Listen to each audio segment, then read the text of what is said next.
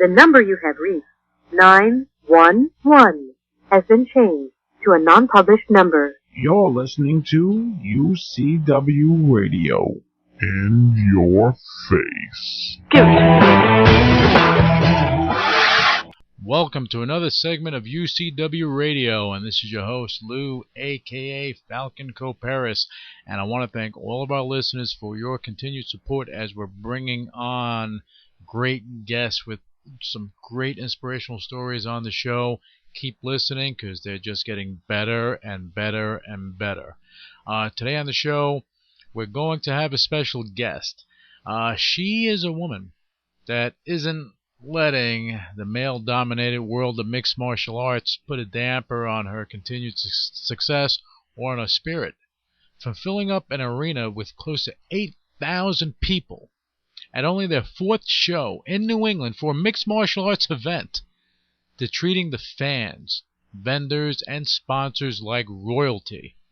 She is the total package. She has all the components to rock the MMA world to its very core. But in a good way. All in a good way. Now, before we bring her on the line, as I always do, I have to give you some information. Listeners can actually call us with your questions, your comments. We want to hear from you. So get a pen and write down the number. It's 323-952-4369. That's 323-952-4369.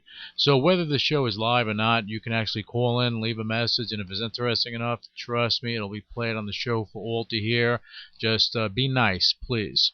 And if you want to know who our guests are, just go to ucwmagazine.com and everything's there. Also, the UCW radio show is now opening the doors to sponsorship partnerships. So marketers that are interested in getting involved with UCW Radio, you can find out more by going to ucwmagazine.com. And if you're on Twitter, then you can shoot me out some questions or comments directly for our guest, or even for me for that matter. Whether we're live, whether we're not, again, same premise. My Twitter name is Luis Velasquez. That's LouisVelazquez. Follow me and ask away. Now, without further ado, let's patch in the person that I call the matriarch of mixed martial arts. The one and only owner, founder, promoter of Cage Fighting Xtreme, a.k.a. CageFX, the lovely Linda Shields. Linda, thank you so much for joining us today on the UCW radio show. It's great to have you on the line with us. Hi, Lou. Thank you for having me as a guest. Oh, no, thank you for coming on, because, we appreciate all our guests, the time that they put aside for us, but today, it's pretty interesting, and you being on the show, for me, it's something special. Linda, you are a mixed martial arts promoter. Yes. And that's rare in the business. You founded one of the fastest up-and-coming mixed martial arts organizations, called Cage Fighting Xtreme, or CageFX, but not only on the Northeast, even though you're based there, but on a national level, you're expanding rapidly. You broke all the so-called rules, quote-unquote, the rules, by being a woman succeeding in a male-dominated arena.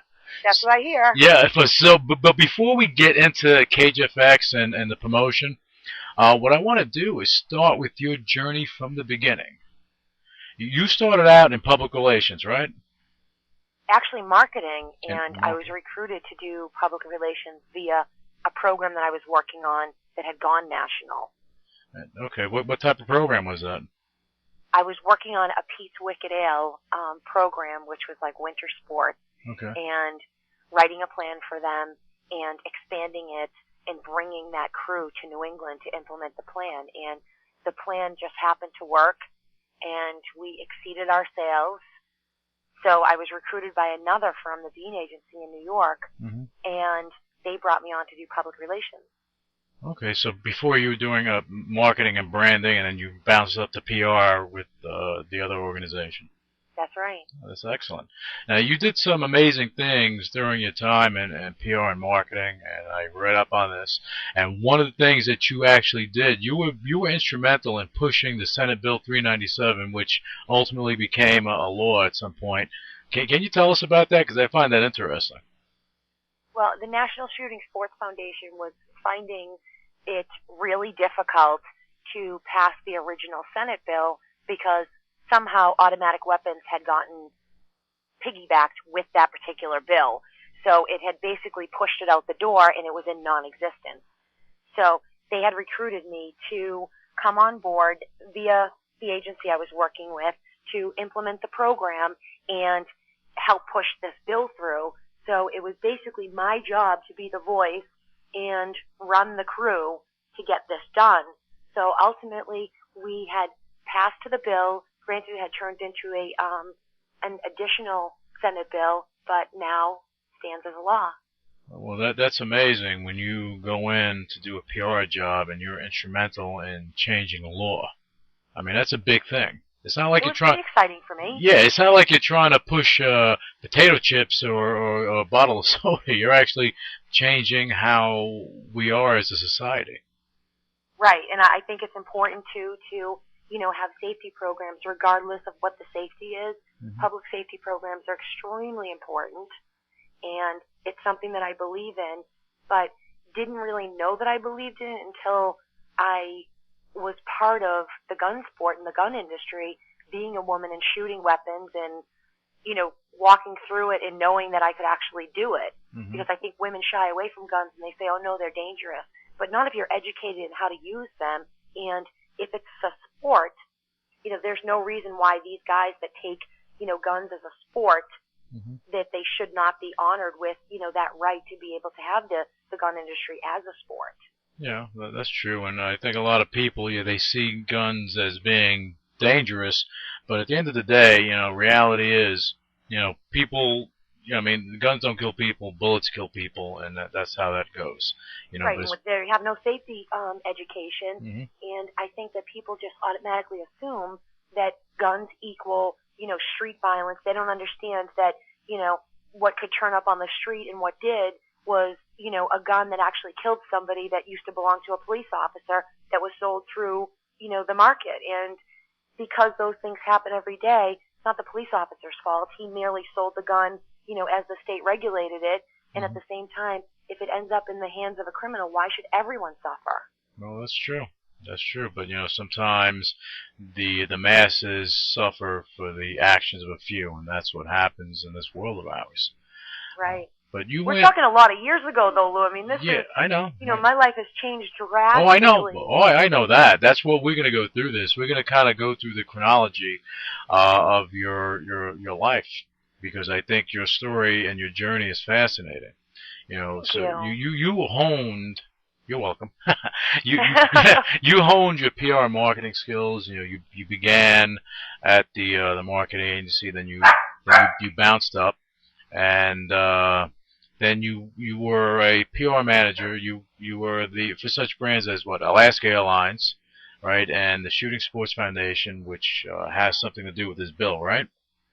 That's right. Okay. The National Shooting Sports Foundation was the organization in the foundation that was pushing to push the Senate bill through. Okay. But the Alaska Airlines one really interested me the most because it was a program called the Classroom Connection, mm-hmm. which was a contest set up between the inner city kids in Boston and kids that were in Seattle, Washington. And the basis of the program was to introduce the new direct flights from Boston to Seattle, Washington, mm-hmm. that were direct on Alaska Airlines. Okay. But it was such a fun program. Mm-hmm. I got to go visit all of these Boston inner city schools, mm-hmm. and some of these students have never been out of Boston. They've never been anywhere. And it was just so cool to see them get involved with writing essays about Seattle, Washington, and then see their excitement on the exchange program, because the winning class ended up going to Seattle, Washington, and the winning class from Seattle, Washington came to Boston as an exchange program. See, I love to hear things like that because a lot of people don't get it. They see the end result, the commercial on TV, the whole 9 yards. But when you're involved in marketing, even though the client is actually paying for the campaign, it's up to the marketing director or the advertising firm to actually go and put the branding plan in effect to give a good representation. So you come up with the ideas. They don't. That's your job. So you came up with this idea to do this. I actually didn't come up with it on my own. It was a team effort with Well, I don't mean you per se, but your team during that time frame. Yeah, and it was pretty cool to me be the person that was, leading the team and be the person that was actually beating the pavement in Boston. I was physically meeting with, the Boston school public department and the teachers and the students and seeing their excitement and going to the schools. And some of these inner city schools have metal detectors at them. I didn't know that until the day I visited. Wow. It just blew my mind. Not all of them. Some of them have barbed wire around them, and some parts of Boston were portrayed as, just being a rough part of town. But I would never know these things had I not visited those schools. Well, by you getting involved in your team, putting that project in effect, you may have invoked change in the lives, even if you invoked change in the lives of one kid, you did a great job. So it was beyond just the flights. You did something a little more than that, and that's fantastic. So you go from that, from that arena. Now you see yourself opening up in the world of mixed martial arts. You go from that to MMA. What clicked in your mind for you to jump into that realm? The transition didn't come with, me being a big fan of MMA. I was a fan, but never thought of being involved with it. I could never imagine, coming from a special effects makeup background as well, I could never imagine being a fighter and having somebody, hit me and me walk around with a bruise. Mm-hmm. That wasn't my intention. It was more me being a fan of mixed martial arts in general, and there was another promoter that had approached me while my husband was a referee. He was refereeing for the production, and the promoter had approached me to come on board and help with their marketing and advertising. Oh, okay. And once he approached me, after being busy with it, I didn't jump on board right away until I went to a couple shows and saw it, and it was so exciting that I said, whatever it is, I'm in.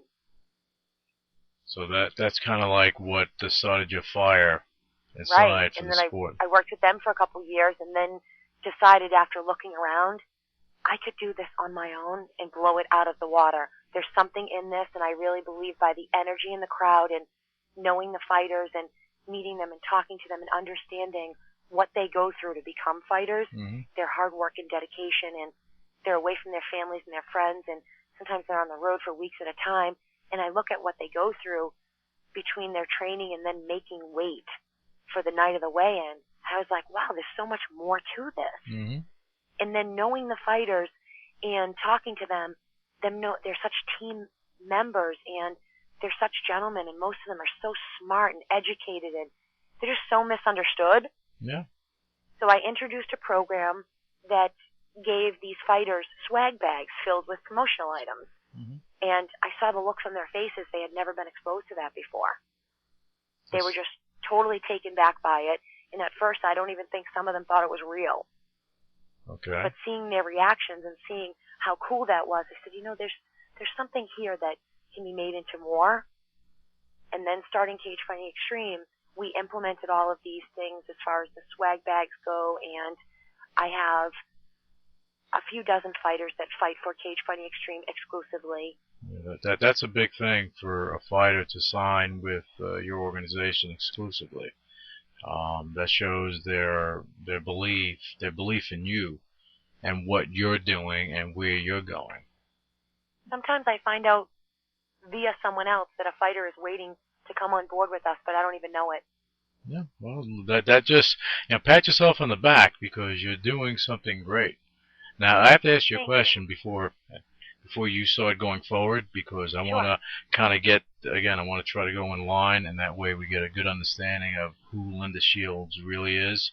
And I think we're getting a good understanding of that now, because it's not just all about, look, I woke up one day and I just want to roar and I'm gonna go and do mixed martial arts. It wasn't anything near that. Right. But what's the typical reaction that you got from your closest friends when you told them that you were going to start this? Now, and I don't mean the support factor, because I know that they do support you, but just the initial reaction when you told them, hey, I want to launch a mixed martial arts organization. Well, my parents aren't included in this, right? You could if you want, but it's up to you. I was just thinking about your close friends. Well, my parents they already know how crazy I am, so nothing I do ever surprises them. All right. But they know whatever it is, I'll give 100% effort and I'll turn it into something. They know my pattern, so anything I bring to their attention, they're convinced I'm crazy, but they accept me for who I am. They know that they'll never know what to expect from me tomorrow. Oh. So putting my parents aside, my closest friends and a lot of the people that know me, they know my business background, but at the same time, they're more confused. And I just got this again last week. People think that I'm entering to be a ring card girl. See, that's what we're going to get into in a second, and that's the stigma that's in mixed martial arts, and that's something that you're breaking, you know. But I want to go into this because you trained in firearms. All right, I found that out. That makes you dangerous. All right, so you got me on edge as it is. But you also worked as a special effects makeup artist. You were doing makeup, you know, to stars and whatnot. And you moved into marketing. You did that, marketing promotions. You were working for that organization. I don't know if I should mention the name of the organization. I don't know if it matters. Yeah, it doesn't even matter. But then you became an MMA promoter. Okay. I did both jobs simultaneously, as far as doing PR and marketing and my makeup. I worked 2 full-time jobs. Oh, see, that's even more interesting. See, I didn't know that. That's new. So that's new to me anyway. So little by little, you flowed, you know, into the world of entertainment through your makeup stuff, the stuff you were doing. Then you were doing the MMA stuff. I mean, did you know that you were piling up all these skills, marketing, PR, this, that would ultimately lead you to your greatest challenge yet? No, I didn't even. It didn't even dawn on me that these skills were being compiled.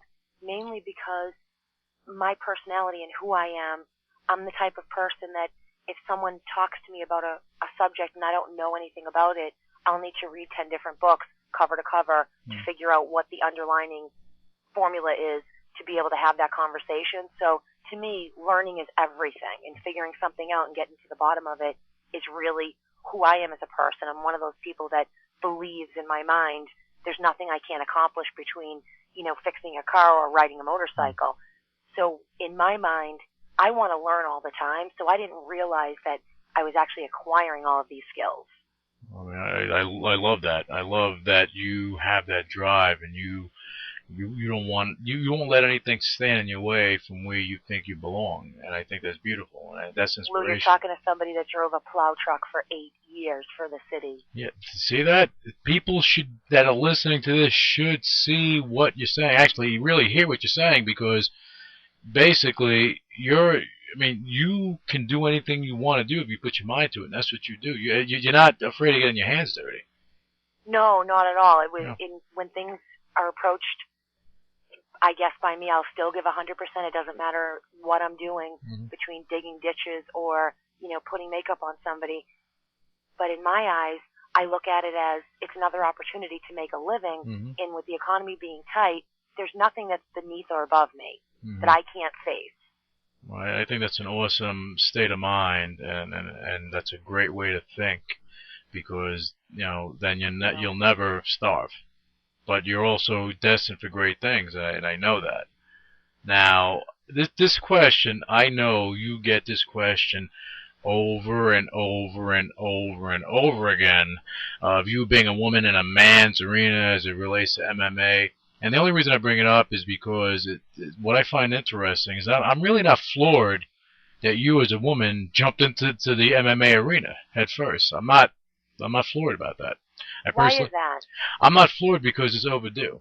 And the thing is that you have people that run organizations that are fighters, or they're within the mixed martial arts arena, and they're working from within and they're promoting from within. It's great, you know everything about mixed martial arts, but there are other components outside that you need to implement, because mixed martial arts, because of the UFC and now Affliction, is mainstream. So if you're not prepared for that, what's going to happen? You'll be stuck in a little pocket.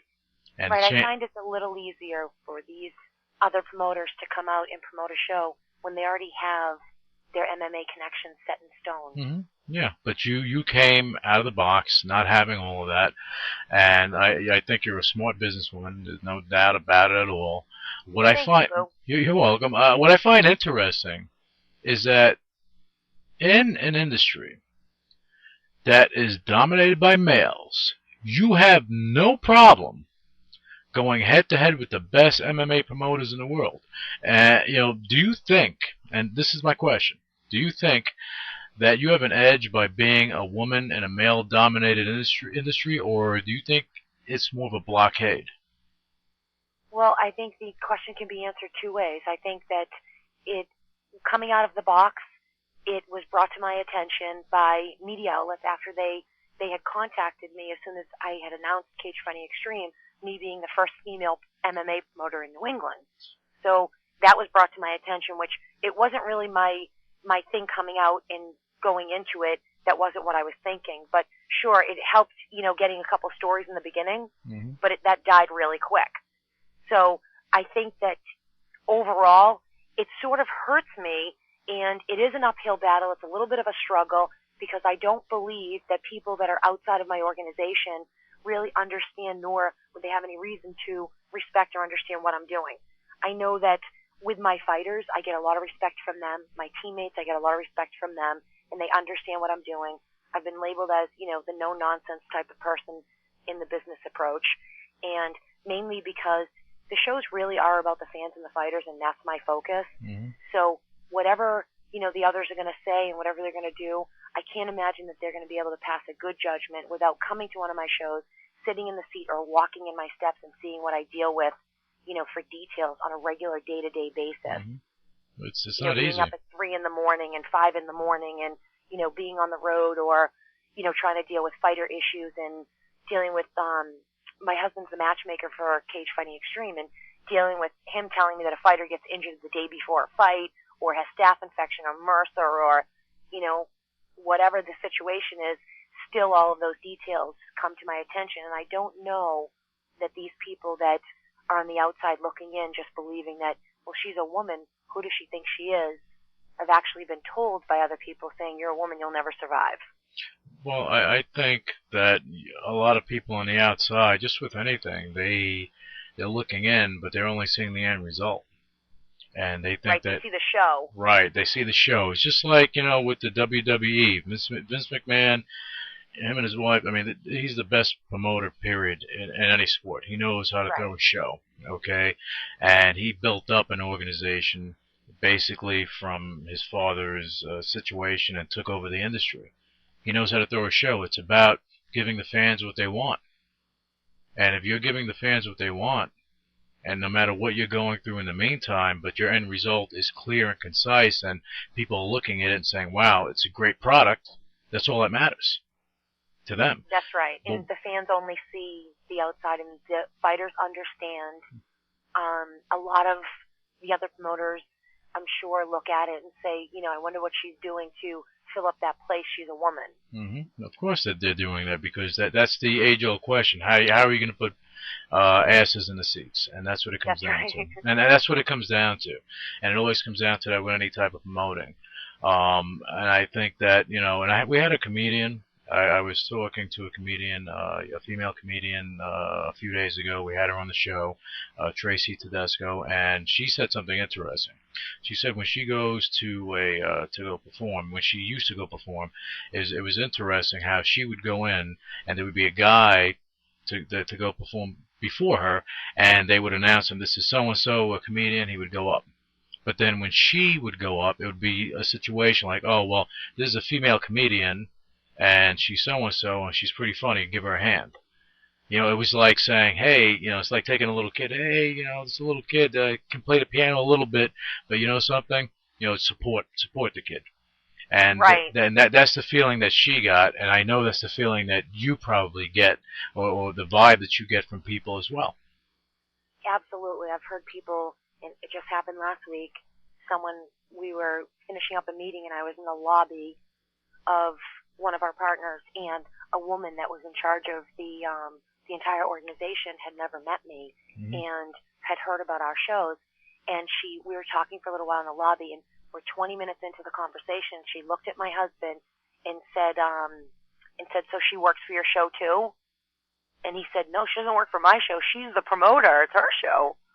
It was totally just random the way that it happened, but it just showed me she really believed that I was part of a ring card girl contest. Wow. Didn't even dawn on her that I would ever be, you know, a woman promoting an MMA show, and she was really taken back. She actually, you know, didn't say anything for about a minute. Yeah, I believe that. And it's funny, but that's the stigma. That's the message that's put out there. And that's what they do, you know. And it's, as I said, it's a male-dominated industry, so you do have those hurdles to get over. Right. But I think you have all the components in there for you to make that happen, for you to get over those blockades. Because once you do that, you know, the sky's the limit. Now, even though there are a lot of regional MMA organizations across the country, you have the UFC and Affliction. They are the most capitalized, and for all intents and purposes, they are the leaders in the MMA industry. No doubt about it. You learned how to bring your marketing skills to the table. You have a strong appreciation, not only for the fighters, but for the fans, the press, the vendors, sponsors, everybody involved.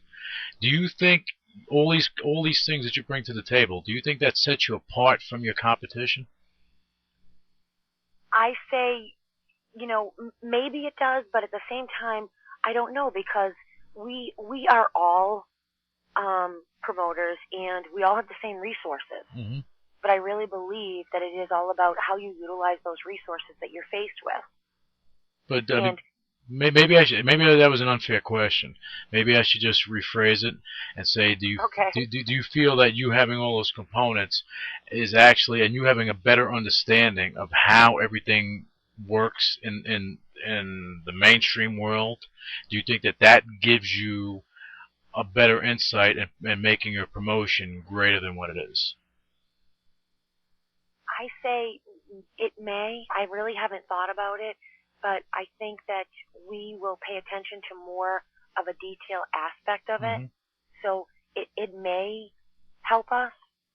Okay. Well, I think it will help you, because having an understanding of how things work outside of your bubble is a key component with making things work, because you can't get stuck in a little pocket in a corner of the world and expect to continue to move forward. You don't fly fighters in, right? No, we don't. We have a couple fighters that have flown in, and one of it's Chandler Holdness is now located in Colorado. He flew in for the June 20th show that we had, but he fights primarily out of Y Crew in Boston. Right. So we like to give the fighters that are in this New England area an opportunity first to showcase their skills. Right. Because we feel as though they're, by a lot of local shows, they may be passed over because they're local guys who wants to see them. You know, maybe they're not going to be as popular. Yeah, well, that's what, you know, people perceive that as being the case. You know, you don't go out there and you don't woo great fighters, let's say from California, to come compete at KGFX. So I mean, you have a lot of organizations that may do that just to draw in the crowd, to bring in a name from somewhere else. Say, okay, we're bringing in so and so. He's going to fight here, and there's a main event type of thing, and blah blah blah. Just like with independent wrestling, same thing. You need a name to draw the crowd in, or you feel no one's going to come in. You actually want to promote your local talent and give them a push. I think it's smart marketing, and it actually preserves your capital reserves. Right. Was that the game plan from the very start to promote? That was the game plan. We have not swayed. It was one of the things that we talked about that was extremely important, that, these fighters that are locally, they need an opportunity, and they will be big names, and they are very talented, and they deserve the recognition. Nobody knows them because they were never promoted properly. So I get phone calls constantly, and this is not an isolated situation, from people that are on the outside looking in, and they want to know, how is it that one of my amateurs that hasn't even stepped foot in the cage is a rock star? And it's with proper promoting. So it just so happened that, when he did step foot in the cage, he had the biggest fan base in the crowd, and people were like, why is this fighter so popular? He's never even stepped foot in the cage before. Well, you branded him well, and that's a big thing, without a doubt. I think that what you're doing with giving the fighters the opportunity to grow within your organization is fantastic, because, as I said, a lot of times you may have a local promotion that'll have local guys on it, but the local guys won't get the push that they need to succeed in the business. And I call it a business because it is. At the end of the day, you're fighting, but it's still a business if you create it to be such, if that's going to be your livelihood. Right. And that's what happens. Now, you've developed something that works, and you have a machine that works. Do you see yourself branching out into other regions, either by having affiliations or quote-unquote satellite organizations under CageFX or under the CageFX banner? Or do you see yourself doing that on your own? Are those any options for you as far as expanding? They are absolutely options. Us expanding is one of the big things that is on our mind. It's not in my 6-month plan right now, because we've already superseded our 6-month plan from the beginning. We're only on show number 5 coming up on September 12th, and for us to grow this much in a short amount of time is a little overwhelming, and I need to step back and look at it and regroup to rewrite the plan. And to have such a large show already, I wasn't even sure if I was prepared for the August show that just happened, and putting that many people in one location clearly makes me think that, I need more staff, because I can't do it on my own. So branching out is an option. I'm looking at other avenues as far as branching out, not solely for Cage Fighting Xtreme, because I really believe that you're right. We have a really good machine right now that works well, and I'm not looking to grow too fast too soon, because I feel as though that what it'll do is it'll hurt the brand of Cage Fighting Xtreme and CageFX as it's been labeled. Right. It'd hurt it in a manner in which that those little details that I really stand for may be overlooked, and I don't want that. Right. I want to make sure that every detail is covered, and my staff, I still know them on a first name basis. I still know all the fighters and their birthdays and what their records are, and that's important to me, to step back and talk to those fighters and know them. And I don't feel like branching out right now will give me that same feel. Okay. That makes a lot of sense, because going too fast, too quick, you can crash and burn. Right. I just don't believe that as an organization we have enough shows under our belts to branch off right now. I like the feeling of, the fighters and seeing the look on their face when they come into our organization for the first time, and I stop them and talk to them and they're taken back by it. I really like that. I enjoy the look on their face, because they're not used to being stopped like that, or it seems like they're not used to being stopped like that. Well, you're doing something right, not only for your organization, but for your people, and that's great. Now, Linda, although there are women involved in MMA, whether they're fighters or any other, level they're at in mixed martial arts, I'm actually going to do something, and I'm going to go on the record by calling you the matriarch of mixed martial arts. I want you to take that moniker and own it, because that is you. I'm doing this because after speaking to you and doing my research and seeing what you have going on, there's no doubt in my mind that you are just beginning to spread your wings. In a year's time, you'll be at a much different level, no doubt about it. As you said, you're evolving as an organization, but you're evolving as an organization. You're evolving your thought process to bring your organization, your fighters, to a level that they belong, and it's going to happen. Now, how does it feel for you, having given birth, and you probably don't think about it, but having given birth to something with so much potential?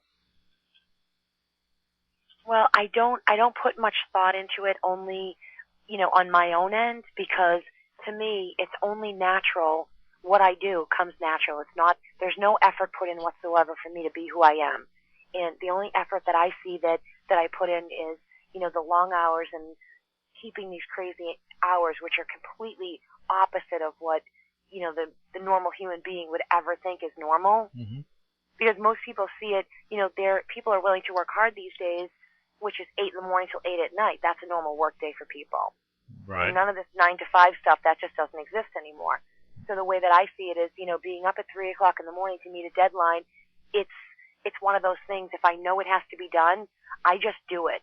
I don't say, I can't believe I have to stay up till 3 o'clock in the morning. I know the next day I'm tired, but at the same time, I don't have to do that every day, so it really doesn't affect me. Right. So I don't know how I'd answer that question as far as understanding that I've given birth to something that's going to be huge, because I know in my mind what I want it to be, and I know what my team wants it to be, and everyone's really excited with the direction that we're headed. No, I understand that. I mean, you're a humble person. I know that. So, well, again, maybe that is a leading question, because you haven't taken the time to sit back and say, wow. And hopefully you will do that in a year's time and say, wow. You may not, because you're driven. If you go from driving a plow to doing all this stuff and not afraid of getting your hands dirty. Well, that was a mistake that turned into, me doing it for 8 years. Yeah, well, sometimes things happen that you don't expect to happen, but they do. Right. Right. Now, here goes a big question. This you can answer for me, because the Cage FX brand, I like it, just the way it sounds and everything. Do you see yourself coming out with a line of Cage FX wear and training equipment, things of that nature? Well, it's funny that you asked this question, because yes and no. Yes, because I am also an airbrush artist, so I've airbrushed shirts, and a couple of them say "Fight Diva," and one says "I fight like a girl." Okay. And they're just very cute, so I'm getting a lot of attention from me wearing those shirts myself. And even though each shirt is an original design, people and women stop me between the supermarket and no matter where I am. I could be at the weigh-in, I could be at the fight. No matter where I am, people stop me and say, "Where do I get one of those shirts?" And I laugh because it's an original design. My husband gets a kick out of it, because there's nothing unexpected that I do, that shocks him. Well, and we look at it, and there are different T-shirt designs that have been presented to us, and we'd like to come up with some type of a line and a gear, but we'd like to have somebody that knows about T-shirts that's able to educate me in that area first. Right. Because I don't really want to jump in and be, in the T-shirt business, because I'm really busy with promoting. Right. But I am open for suggestions, and I am absolutely looking for, somebody to bring some T-shirt to our attention and say, hey, this is the type of line that you need. I want someone to tell me what they think my business would grow with. Maybe you'll get someone that's in that business, and maybe they'll want to partner up with you to run the line. That's not a bad deal either. It's all marketing. It's all merchandising. You can go do that. Even training equipment. You can get a training equipment company to come and say, hey, we'll make this, we'll brand this line under CageFX, as long as it meets your specifications, your approval, then it shouldn't be a problem. So that is out there, people. They're open. They're open for suggestions. And the funny thing, just to go back to your T-shirt story, if you think about it, everything starts somewhere.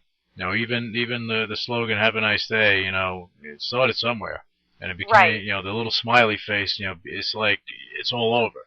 And that's something that'll stay with us for some time to come. So certain slogans on T-shirts, especially now with all the rebirth of I guess vintage T-shirt slogans, things like that are coming out. So who knows what can happen with that with you? But I think it's a slam dunk if you get the right people involved.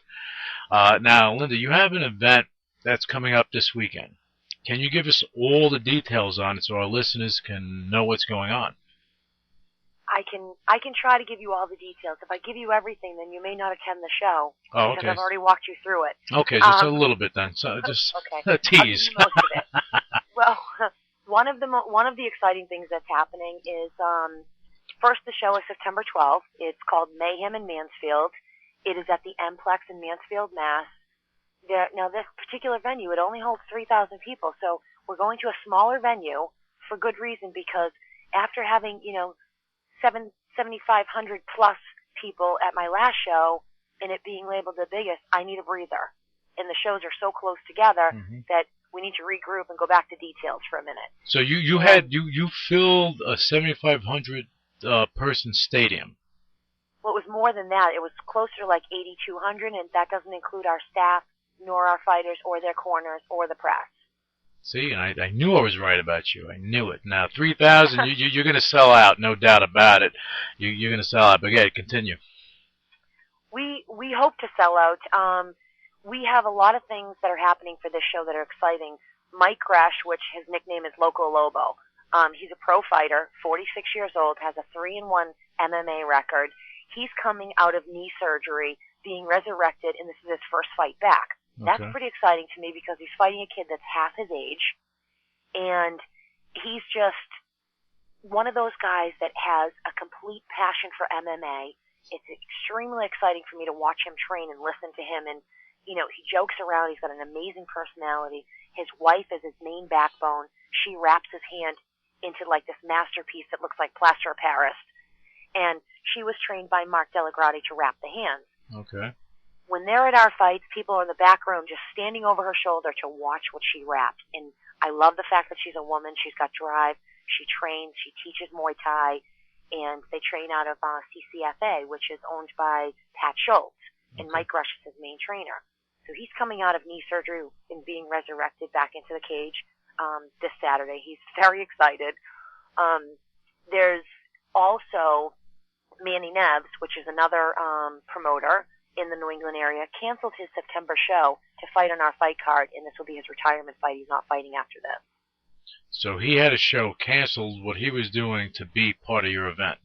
That's right, and he's another New England promoter. Go ahead. So he canceled his show and brought it into ours, which is flattering. That's definitely a big that's a big thumbs up for you. Okay, continue.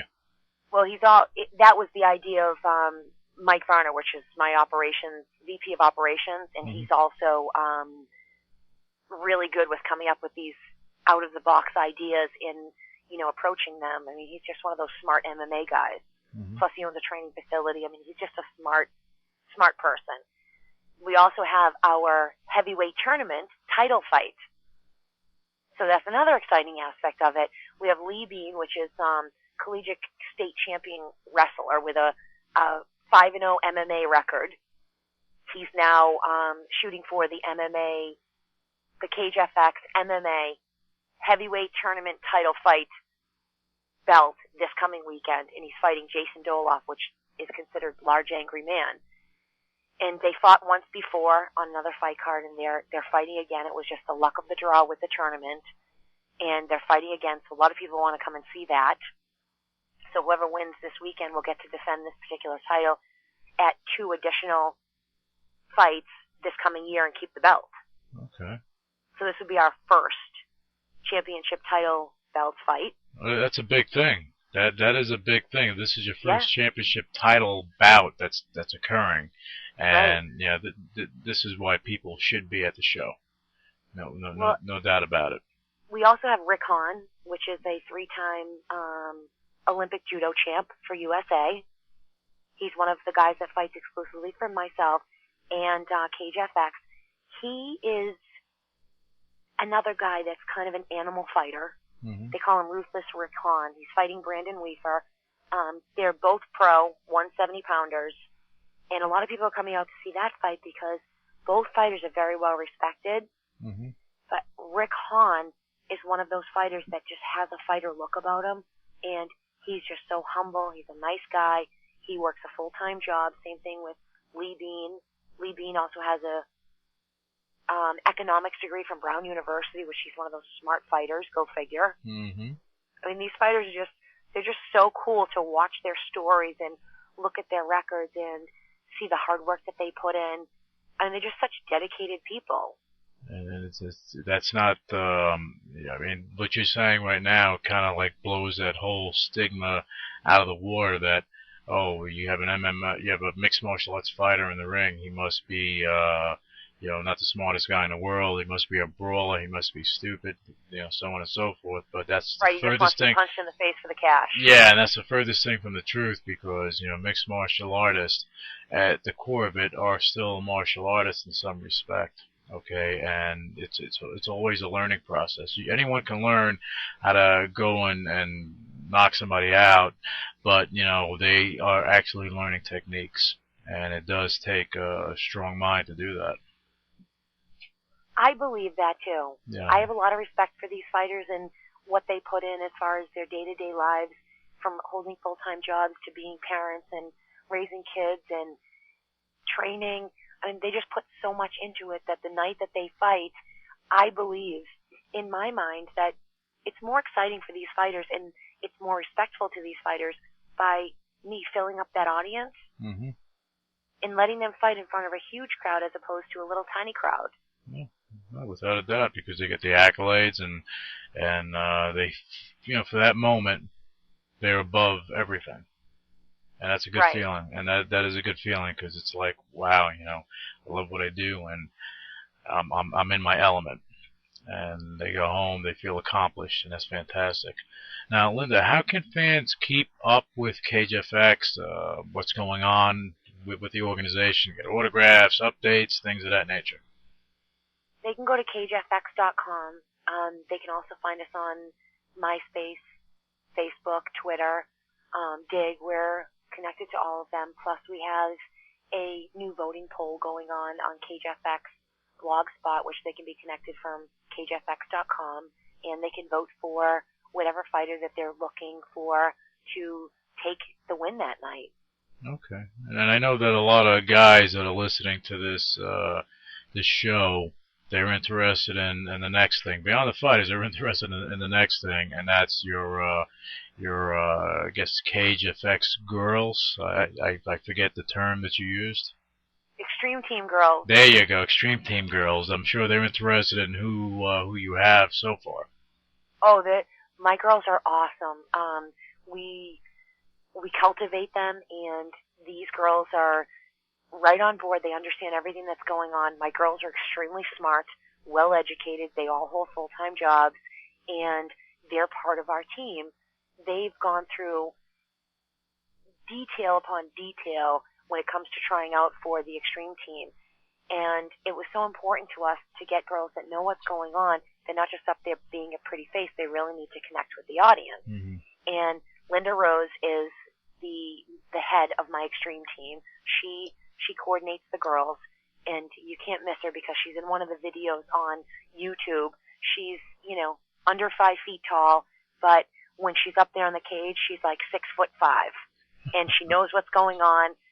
It's amazing because she has her own fan base. People hold up signs in the audience cheering her on. And then I have Jamie Prano, which is the one with the long dark hair, and Caroline Blake, which is the one with the long red hair.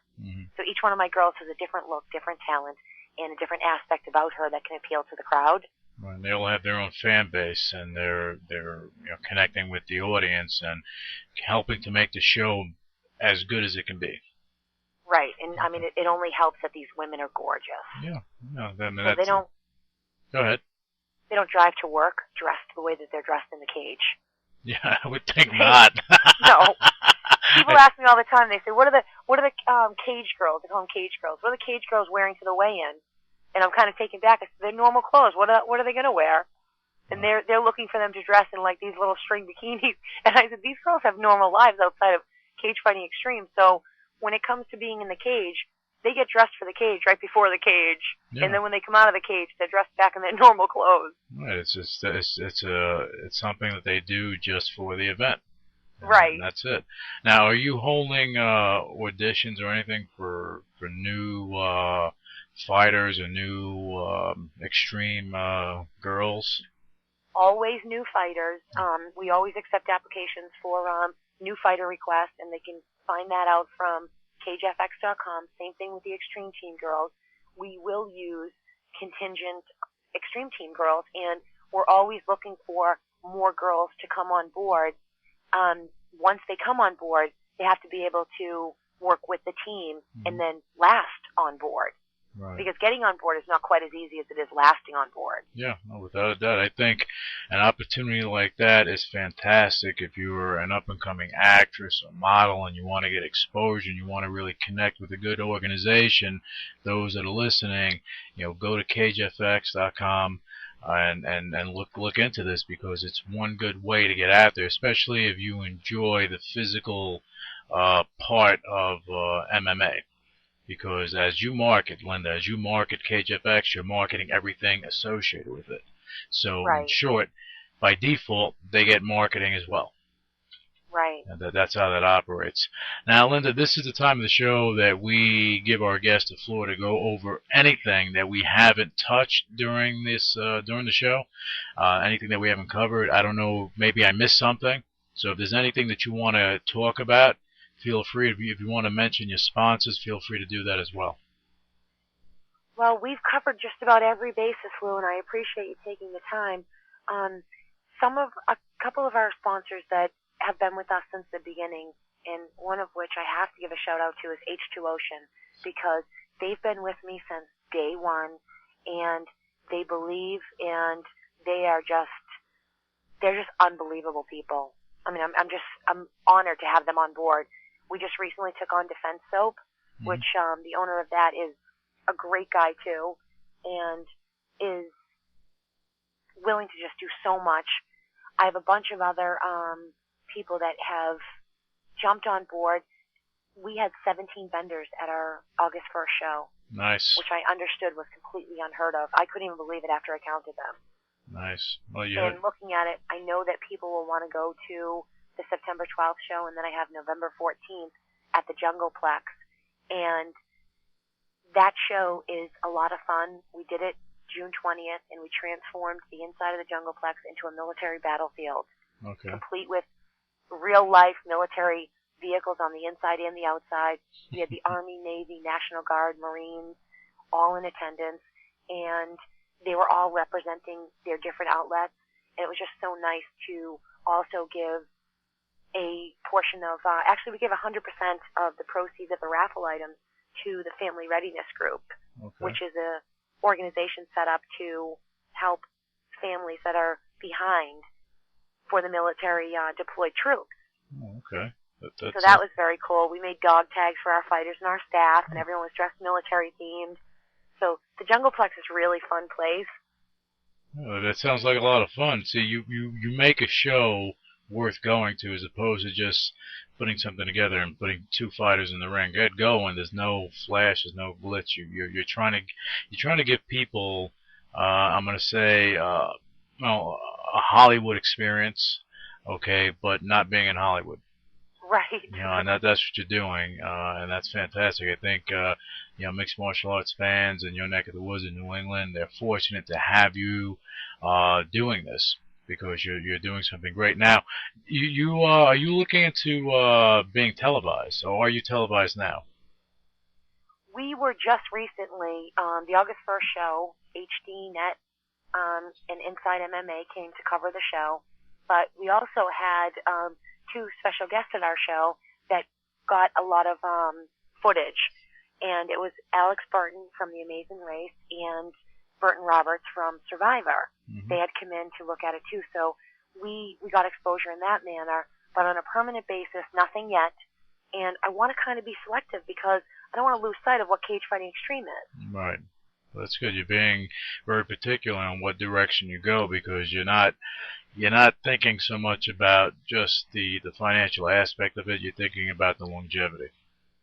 Right. We're looking to stay around. We're not just looking to be, how they label it, one and done show. Mm-hmm. Well, I like that. Linda, I am impressed. I'm truly impressed. You made a statement that no matter what obstacles are in front of you, no matter what adversity a person faces, man, woman, whatever it is, it doesn't matter. You're a woman that can take a male-dominated, mixed martial arts world. You're taking it by storm, and you're rocking it to its core. Even though you don't realize it, but you're invoking change, and that is always a good thing.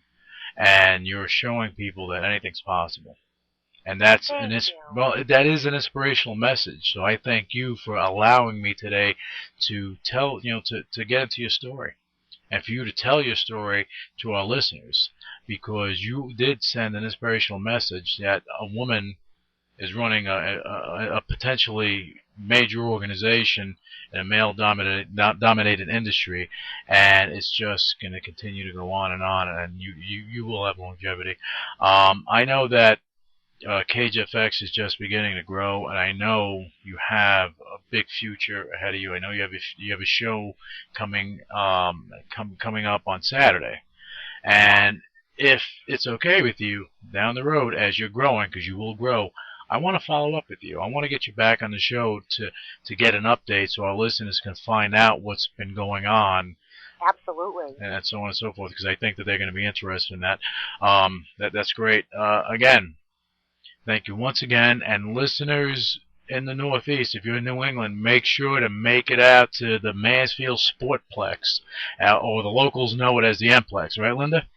Right. Okay, in Mansfield, Massachusetts, and that's on this Saturday, September 12th, 6:30, and it's sure to be a night to remember. Don't miss out. It's a great show. Don't miss out. Try to make it there. Initiating shutdown sequence.